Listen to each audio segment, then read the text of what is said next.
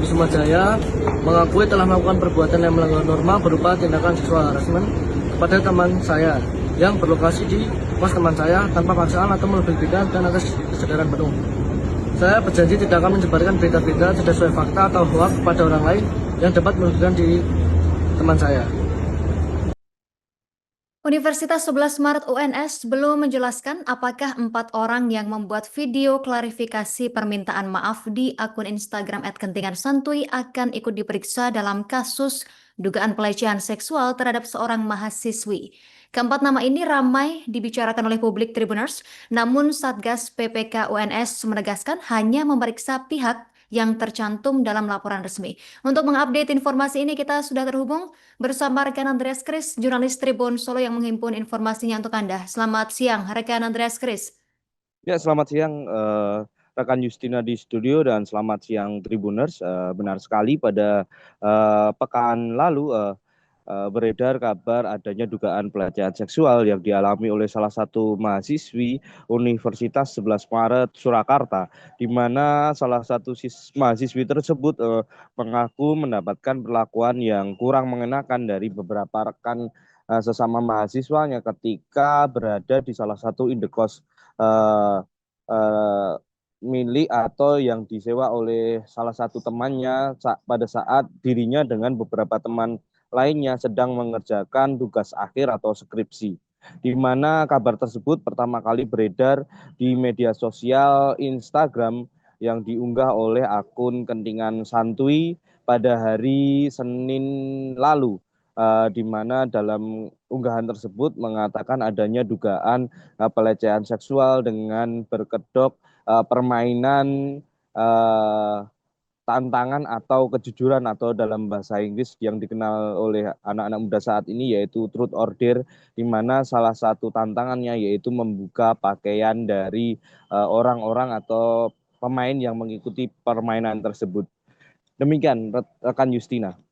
Baik, rekan Andreas, apakah permintaan maaf yang disampaikan oleh keempat mahasiswa ini berkaitan langsung dengan dugaan pelecehan tersebut, yang artinya apakah kemudian 4 mahasiswa ini mengakui perbuatan yang mereka lakukan ini benar terjadi?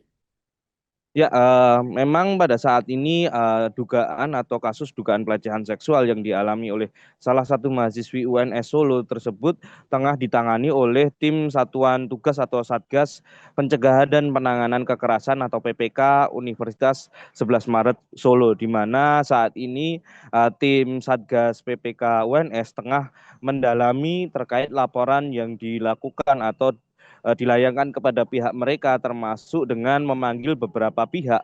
Salah satunya adalah dari terduga korban maupun pelapor. Selain itu juga Ketua Satgas PPK UNS yaitu Ismi Dwi Astuti menjelaskan bahwa pihaknya juga memanggil beberapa pihak yang diduga berkaitan dengan kasus dugaan pelecehan seksual tersebut. Sementara itu ketika saya tanya terkait adanya pemanggilan dari keempat orang atau keempat mahasiswa yang juga sempat viral nama-namanya di unggahan media sosial tersebut, Ismi atau Ketua Satgas PPK menegaskan pihaknya saat ini tengah memanggil beberapa mahasiswa yang dilaporkan atau dicantumkan namanya oleh pelapor yang melaporkan kasus dugaan pelecehan tersebut kepada pihaknya. Demikian rekan Justina. Baik, setelah dipanggil oleh Satgas PPK UNS, apakah kemudian dari pihak kampus sendiri sudah memberikan sinyal atau indikasi arah keputusan terkait sanksi dan juga proses etik terhadap 4 mahasiswa ini, rekan Andreas? Ya, kemarin waktu saya tanyakan terkait proses dari penanganan kasus dugaan pelecehan seksual, Ismi atau Ketua Satgas PPK UNS menegaskan saat ini pihaknya sedang memproses lantaran ada sejumlah tahapan-tahapan yang harus dilewati seperti penelaahan dari laporan yang masuk pada pihak mereka, dilanjutkan selama 7 hari, dilanjutkan dengan pemanggilan dari beberapa pihak termasuk terduga korban, terduga pelaku dan juga pelapor untuk melakukan pendalaman terkait kasus dugaan tersebut.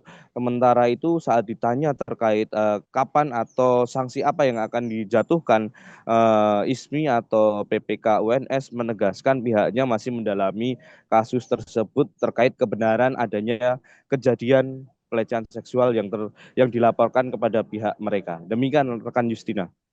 Baik, dari pihak kampus sudah memberikan respons dan juga sudah turun tangan terkait kasus ini. Namun sejauh penanganan dari pihak korban sendiri, rekan Andreas, apakah akan membawa kasus tersebut ke jalur hukum? Ya, memang sejauh ini belum ada laporan di pihak kepolisian terkait kasus dugaan pelecehan yang dialami oleh salah satu mahasiswi UNS tersebut. Namun demikian, PPK UNS Solo menegaskan pihaknya akan mengawal terkait laporan yang masuk kepada pihaknya tersebut dan juga akan mengawal terkait kondisi dari terduga korban, di mana terduga korban diperkirakan atau diprediksi mengalami trauma, bahkan PPK UNS akan menyiapkan segala hal untuk menangani trauma dari terduga korban tersebut. Demikian rekan Justina.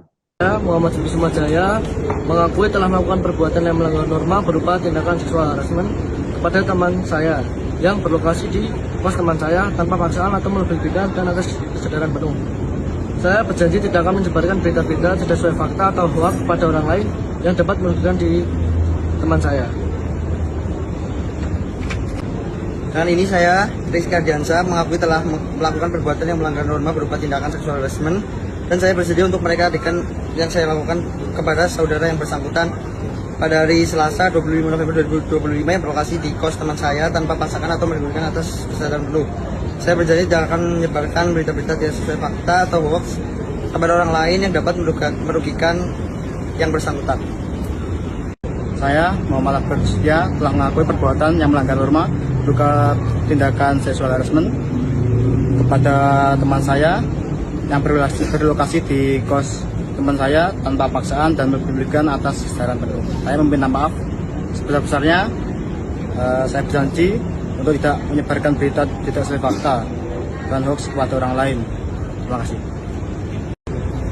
Saya Hendrik Prananda Raya dengan ini mengakui telah melakukan perbuatan yang melanggar norma berupa tindakan seksual harassment dan saya bersedia untuk mereka adegan yang saya lakukan kepada saudari yang bersangkutan, teman saya, pada hari Selasa 25 November 2025 yang berlokasi di kos teman saya tanpa paksaan atau melebihkan dan atas kesadaran penuh. Dan saya juga berjanji akan membuat video klarifikasi permohonan maaf di akun Instagram saya dan tidak akan menghapus postingan tersebut selama 3 hari. Dan saya juga berjanji tidak akan menyebarkan berita-berita tidak sesuai fakta atau hoax kepada orang lain yang dapat merugikan saudari teman saya.